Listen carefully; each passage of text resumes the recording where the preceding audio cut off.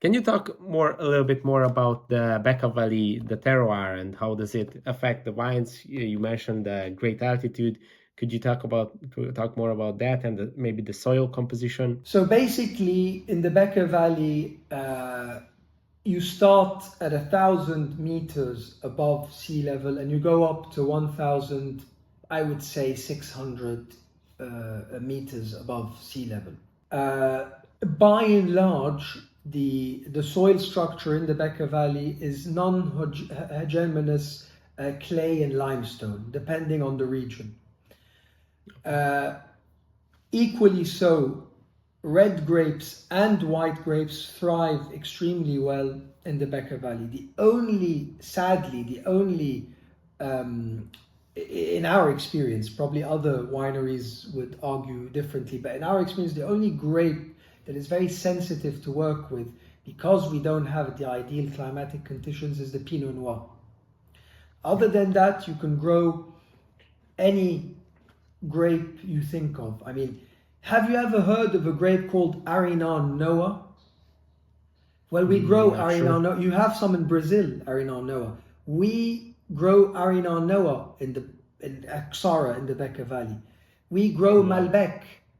We grow, like I said before, the heritage grape, Grenache, Carignan, Cinsault. We even grow Syrah, which is quite a sensitive grape in hot climates.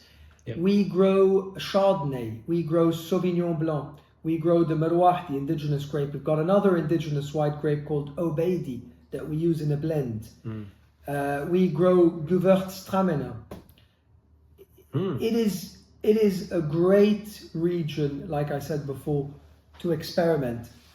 And I'm going to give you a little example to show you the diversity, not only in the grape growing, but also in the thinking. Our winemaker, because he was in Bordeaux before coming to Ksara 30 years ago, was very frustrated by all those rules you were talking about.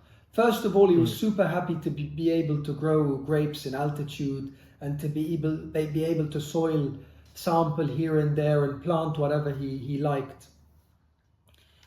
It didn't only stop here. He decided to tweak one of our iconic wine blends, who's a white wine, one of our best-selling white wines called Blanc de Blanc, white of whites. And in this wine you have Chardonnay for the Burgundy lovers, you have Sémillon for the Bordeaux lovers, and Sauvignon for the also Bordeaux lovers or South African lovers or whatever. So this wine caters to everybody's palate, diversity. Okay. This wine was not put in a Burgundy bottle or a Bordelaise because it has Sémillon and Sauvignon and Chardonnay. It was put in an Alsacienne bottle just because we can do that. And this is one of our best-selling wines. Wow. When we fly the flag and take this wine, and everywhere we go, people fall in love with it instantly, and it's somewhat of a national icon. Everybody loves this wine, and it's very well sold, at home and abroad.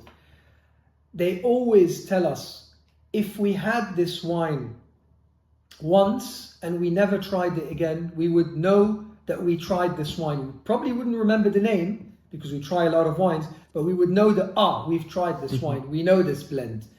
And this is the Beqaa in a glass, if that answers your question about soil and structure and identity and grape choice and variety and... Yeah.